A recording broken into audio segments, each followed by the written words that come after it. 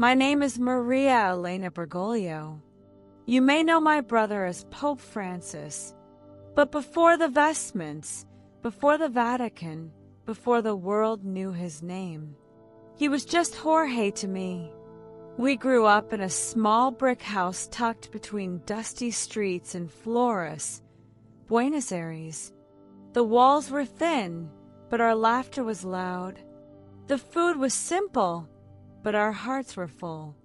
Life was hard, but love stitched it all together. We didn't have much, but we had each other. And sometimes, that's enough to change the world. Jorge wasn't a loud boy. He didn't chase attention. He chased kindness, staying behind after school to help clean blackboards, giving away his coat without asking, slipping a sandwich into a hungry classmate's hand. I used to watch him and wonder if he had been born carrying some secret whisper from God, a reminder that love matters more than anything else. Holiness, I later realized, is not thunder. It's the soft, stubborn echo of small mercies. And Jorge was mercy even as a boy. Our kitchen was the heart of our home. It smelled of bread, onions, and stories. It was where we fought over who got the biggest slice of cake. We said sorry with clumsy hugs. We learned that love is not a feeling, it's an action. There were nights when dinner was little more than soup and stale bread. Argentina was struggling. We were struggling. But Mama always made it feel like a feast. And I saw Jorge watch her, study her, learn from her. Service doesn't need applause, Mama used to say. It just needs a willing heart. Those words became the backbone of my brother's entire life. It happened one evening, sitting at that old splintered kitchen table, the lamplight swinging above us. Jorge, no older than a teenager, said simply, "I want to give my life to God." Not grand, not dramatic, just certain, quiet, like a river choosing its course. And though none of us fully understood it that night, the world shifted around that kitchen table. As Jorge rose through the church ranks, first priest, then bishop, then cardinal, I made a silent decision. I will not chase his shadow. I will guard his roots. No interviews, no fame, no memoirs. I wasn't interested in the spotlight that followed him. I was interested in protecting the boy who once washed dishes with me in a cracked porcelain sink. During Argentina's darkest days, the years when people disappeared without warning, words could cost you your life. Fear moved faster than air. Jorge risked everything to stand for the poor. And we, his family, stayed quiet, not because we didn't care, but because we loved him too much to draw the wrong eyes. Our silence wasn't weakness. It was armor. I kept working my secretary job, kept raising my children, kept our doors small and our prayers large. Even when Rome swallowed him whole, even when responsibilities stacked higher than he could breathe, Jorge never stopped writing. Simple letters, messy handwriting, silly jokes only a sister would understand. A piece of Argentina tucked inside every envelope. I kept them all, not framed, not displayed, but hidden, wrapped in ribbon and faith. Because not everything sacred belongs to the world. Some things are meant to be kept close to the chest, like embers still warm. When Mama died, Jorge couldn't be there long. His duties pressed him to other shores, but he wrote, pages and pages, tears smudging the ink. He told me, "Thank you for being the one who stayed." and I knew exactly what he meant. Sometimes the holiest calling isn't to go, it's to remain.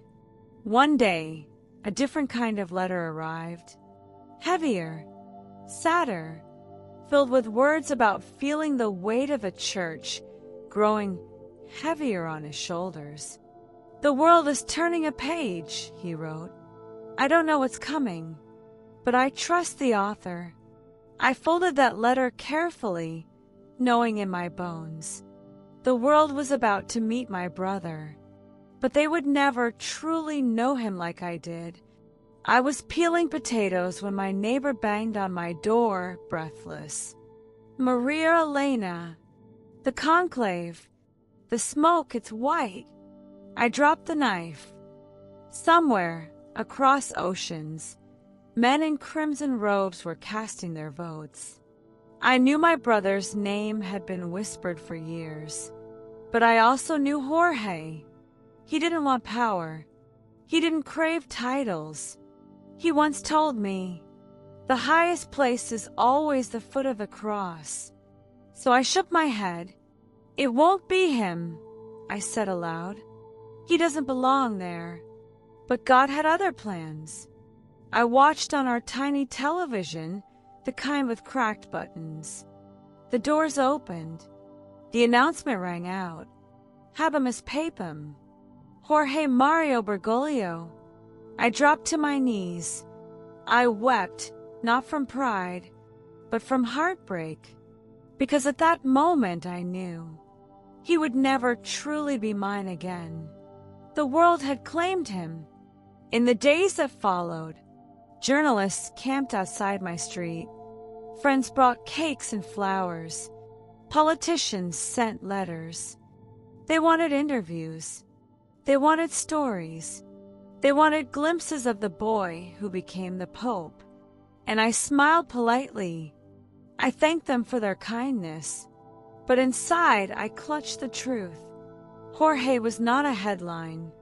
He was the brother who helped me with math homework, the boy who fixed my broken bicycle, the teenager who stayed up late whispering dreams into the dark.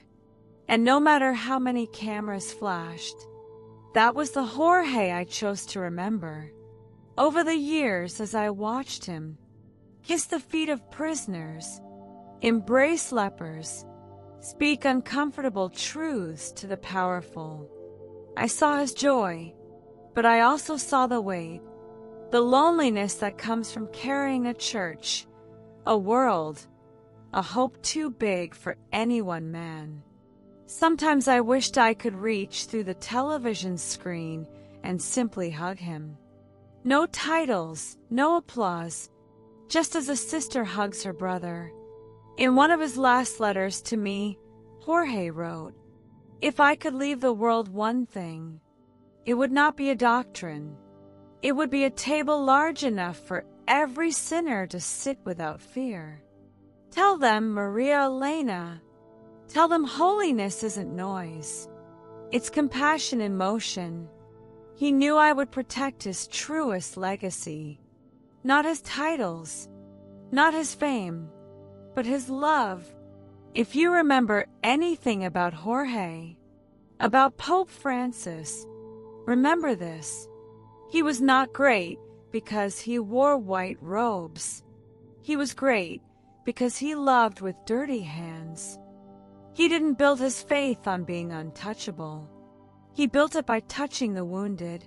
He didn't point to himself. He pointed to Christ. And if you wonder what greatness really looks like, it's not grand cathedrals or global fame. It's helping your tired mother clean the kitchen, listening to a lonely friend with no answers, giving your bus fare to a stranger without expecting it back. It's living small mercies until love fills the cracks of the world. If this story moves something in your heart, like and share this video to honor the spirit of real humility. Comment below if you want to carry mercy into your world. I'll pray over every single name. Subscribe for more true, soul-shaking stories that remind us the kingdom of God is built in kitchens, not cathedrals. And remember, you don't have to be famous. You don't have to be perfect. You just have to choose mercy when no one's looking. Because in the end, it's not the ones who shout the loudest that change the world. It's the ones who love the quietest,